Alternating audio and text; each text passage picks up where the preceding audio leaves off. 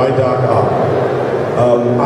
Doc Ock because more than any villain Spider-Man has, from like the core villains, the original villains, Doc Ock, when you think about it, he's the shadow of Spider-Man. Bueno, dice que el Doctor Pulpo lo utilizó porque a pesar de que normalmente tiene una gran galería de villanos, el Doctor Pulpo es la sombra del Hombre Araña. He's a nerdy scientist who's clever and smart and no one respects him, and then he has a radioactive accident and gains the power of an 8-legged creature. Dice, es un científico medio nerdoso al que nadie respeta, obviamente es un sabiondo, y de repente tiene un accidente radioactivo en el que se convierte también en una criatura de 8 patas. If Peter Parker had not learned the lesson of power and responsibility, he would grow up to become someone like Dr. Octopus. Si Peter Parker no hubiera aprendido la lección de que con un gran poder viene una gran responsabilidad, él se hubiera convertido en Dr. Pulpo. One of the big differences between Peter and Otto Octavius is Peter Parker had a loving mother in Aunt May, and Dr. Octopus's mother was very loving too. But Peter had Uncle Ben, who taught him good values, and Dr. Octopus had an abusive father who hit him all the time and was terrible. And now, at the end of Spider-Man 700, one of the last things Peter Parker was able to do before he died was he gave Dr. Octopus his experiences of having someone like Uncle Ben in his life. So now, it's the opposite. It's Peter would have grown up to become an old man like Otto Octavius. Now Otto Octavius has become a young man who now has these lessons that Uncle Ben gave him. So, but he still is Otto Octavius. Pero la gran diferencia entre Peter Parker y Otto Octavius es que, Peter Parker tuvo una figura materna muy cariñosa en la forma de la tía May, al igual que tuvo Otto Octavius, pero Peter Parker tuvo al tío Ben que recibió valores, mientras que Otto tuvo a un padre abusivo que incluso lo golpea.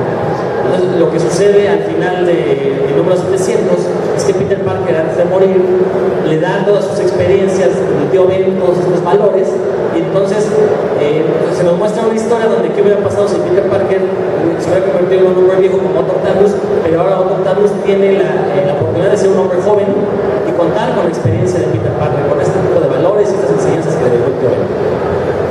He still has, now Dr. Octopus has a sense of power and responsibility, but he interprets it very differently. Like, do you people think Wolverine is a hero? ¿Piensan que Wolverine es un héroe? No. What about the Punisher? Is the Punisher a hero? ¿El Punisher es un héroe? No. But some people do believe that, don't they? Bueno, lo que dice es que a pesar de que Otto Octavius tiene un reconocimiento del poder y la responsabilidad, sigue siendo el Dr. Octavius. Entonces tenemos un héroe muy diferente. Wolverine y el Punisher hay personas que los consideran héroes. So he is still being a hero, but he's being more of a Wolverine or Punisher hero. And he still is doing something responsibly.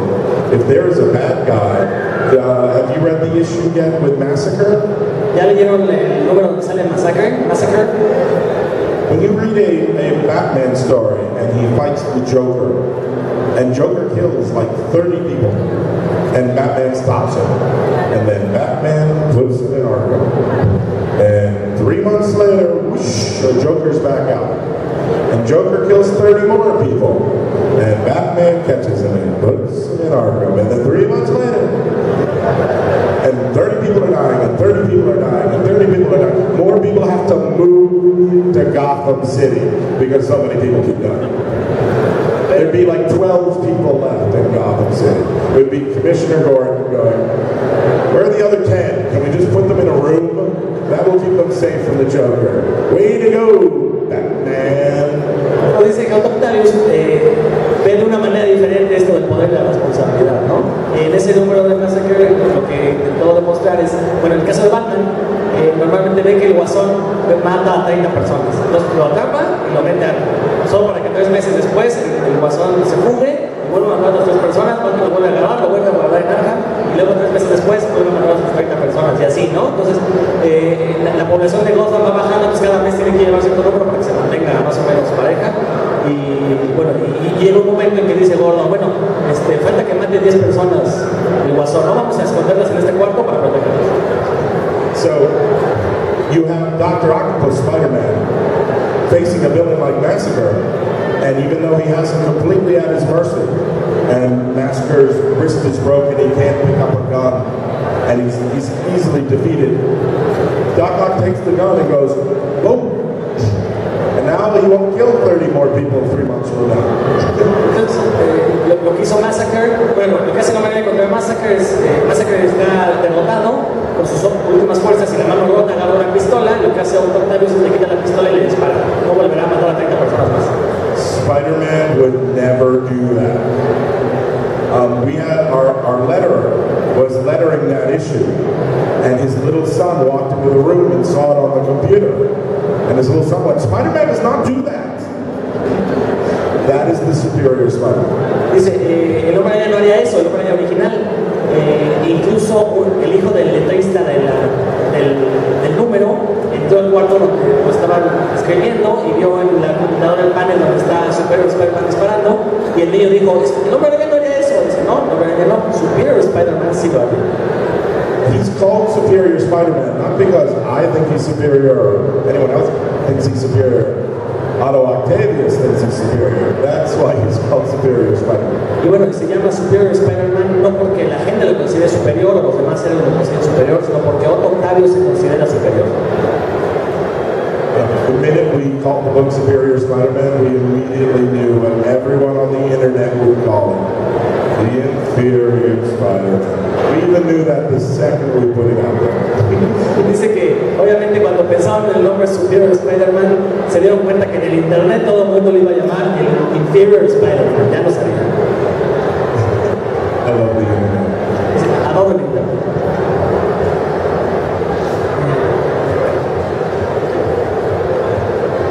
Y hay micrófono de mano.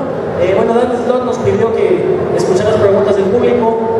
Entonces, si alguien tiene una pregunta, pues levante la mano. Preguntas. ¿Quién tiene el micrófono? A 4 de manos.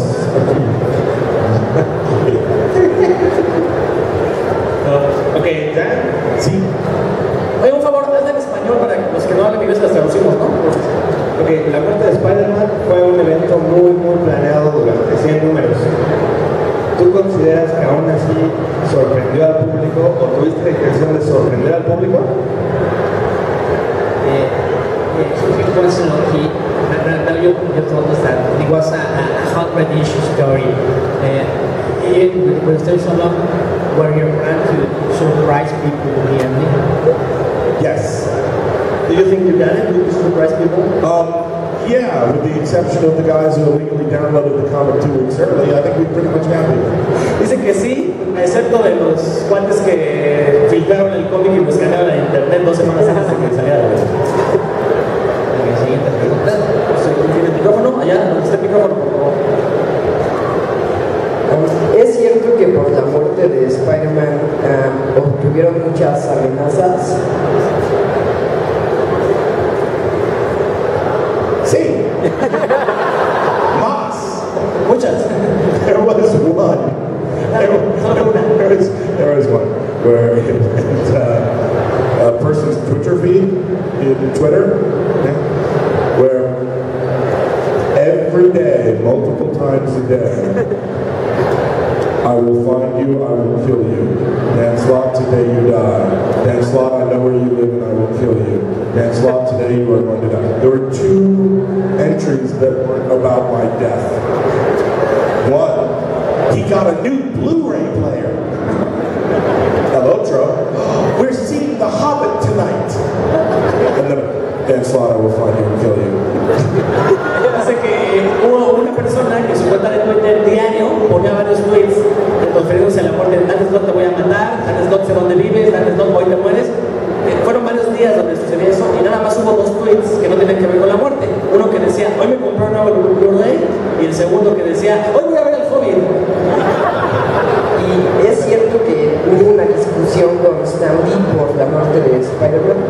No. Stan and I were joking. He knew about this. He wrote the letter column in issue 700.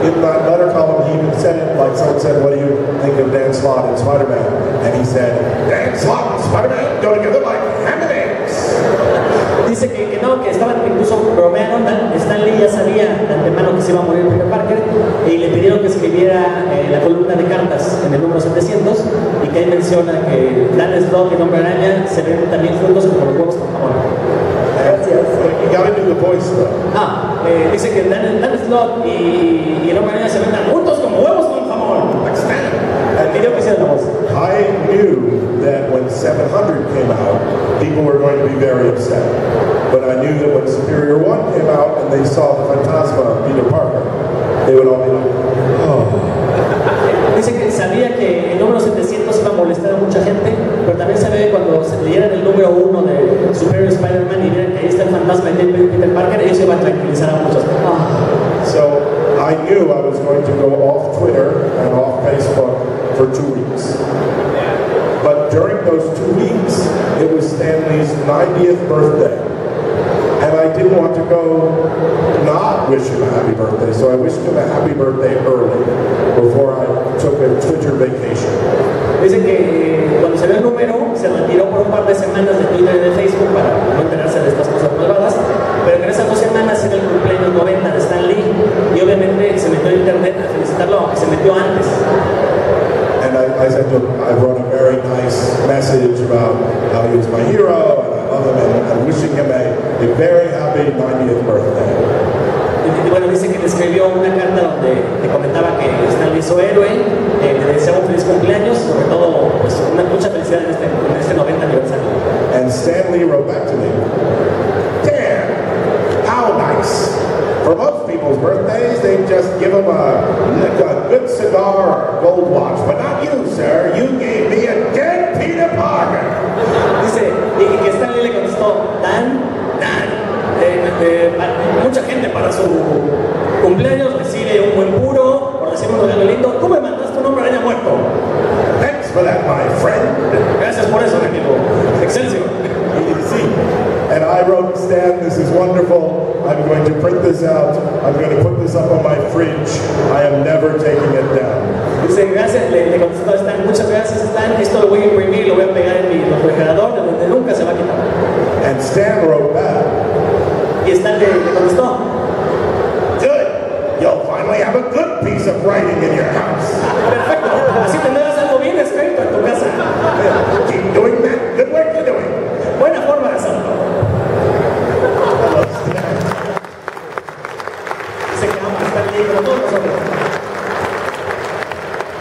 El micrófono que lo tiene allá, vas. Independientemente de si la historia de la muerte de Spider-Man fue bien escrita o no, ¿crees que le diste una muerte digna después de 50 años de historia del cómic?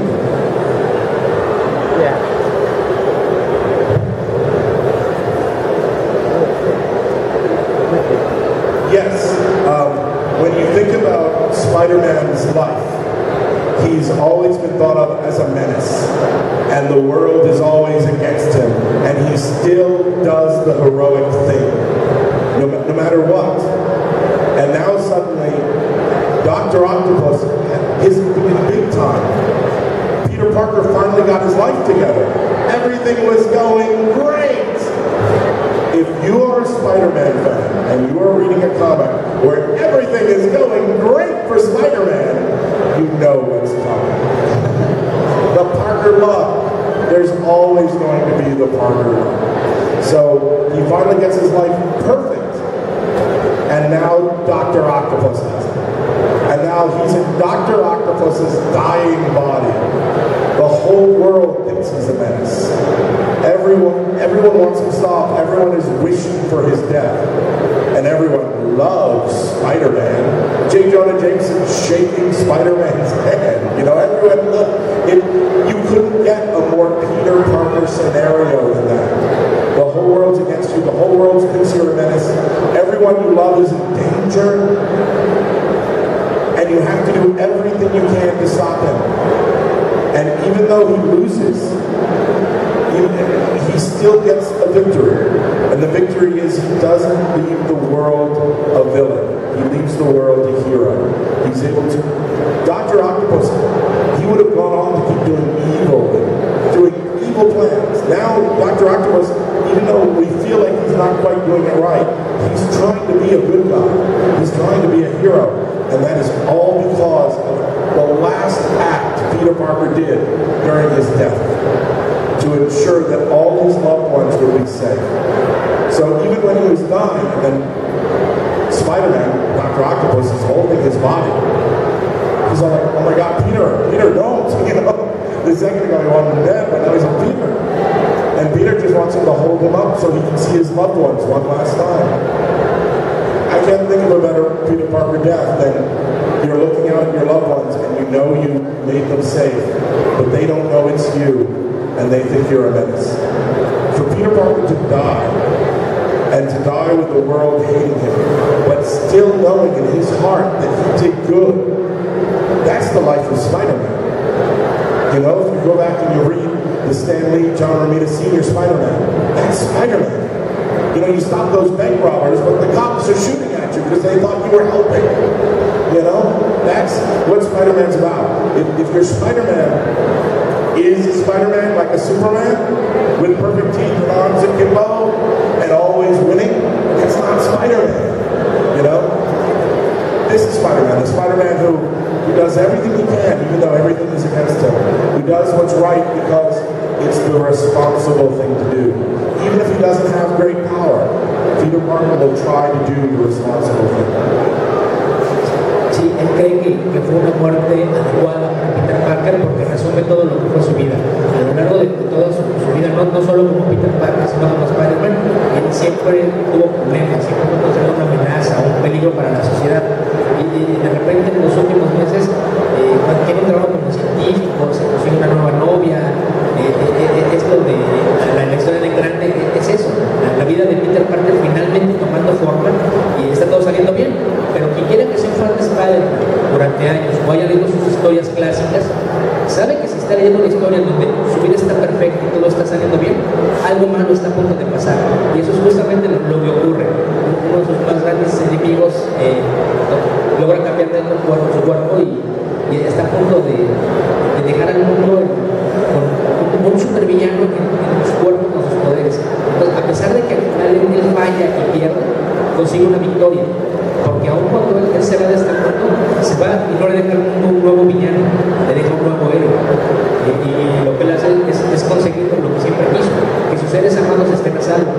Entonces, cuando él le pasa todas sus memorias y no entiende todo lo que está pasando, dice, por Dios, nunca lo supe, no sabía Peter qué hago. Y le dice, levántame, porque lo único que quería ver una vez más a sus seres queridos. Entonces, esa es una muerte perfecta para Peter porque resume todo lo que fue su vida. If there was a big movie and Spider-Man had his death, and at his death, you in the audience went, yeah, he did it, he won, it would feel wrong. His death should break your heart. You know, it's easy for me to write a story like Spider Island, where I get a moment of Peter Parker on the top of the Empire State Building, and Mary Jane's got spider powers, and she's helping him fight off spider monsters, and he puts on the helmet, and he sticks out his hands, and he goes, I'm gonna save everybody! And it's awesome! And the music swells! And you go, yeah! That's me being lazy. That's me being cheap. Because it made you happy. But you can bet next issue, that's when Carly goes, I found out you're Spider-Man and I'm breaking up with you. You go, oh, qué lástima. That's Peter Parker. Dice que escribir historias como Spider Island son muy emocionantes, donde todos tienen poderes arácnidos. Mary Jane le está ayudando al Hombre Araña a combatir a los villanos y de repente el Hombre Araña se pone el casco y empieza, voy a salvar a todo Nueva York, y lo logra, y la música sube y todo el mundo se emociona y dice, sí, el Hombre Araña pudo, ¿no? Es muy emocionante. Dice, pero eso soy yo escribiendo de manera floja, es no esforzándome. Por eso el siguiente número, ustedes saben, y yo voy a hacer que Carly descubra que Peter Parker es el Hombre Araña y lo corte por esa razón. Obviamente nos va a hacer llorar porque es la vida del Hombre Araña. But you didn't feel that way because you're all happy Carly was gone and you could get back to Mary Jane, right? Pero ustedes no se sintieron así porque sabían que Jonas Carly se iba a ir y que iba a regresar Mary Jane. O sea, lo que todos queremos en el fondo. You guys like Mary Jane, right? ¿Les gusta Mary Jane?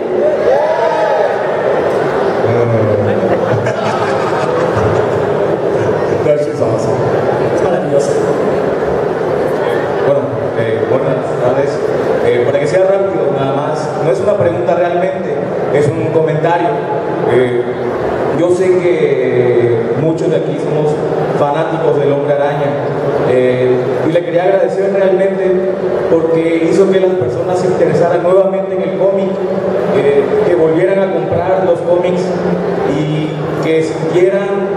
se sintieran en la piel nuevamente del Hombre Araña. Y por eso le estoy muy agradecido. Desde Big Time, desde que le dio su trabajo en Laboratorios Horizonte, le dio su novia y de repente todo lo pierde y fue ¡boom! Y realmente hizo que los fans volvieran a comprar los cómics, que se interesaran, y por eso le estoy muy agradecido.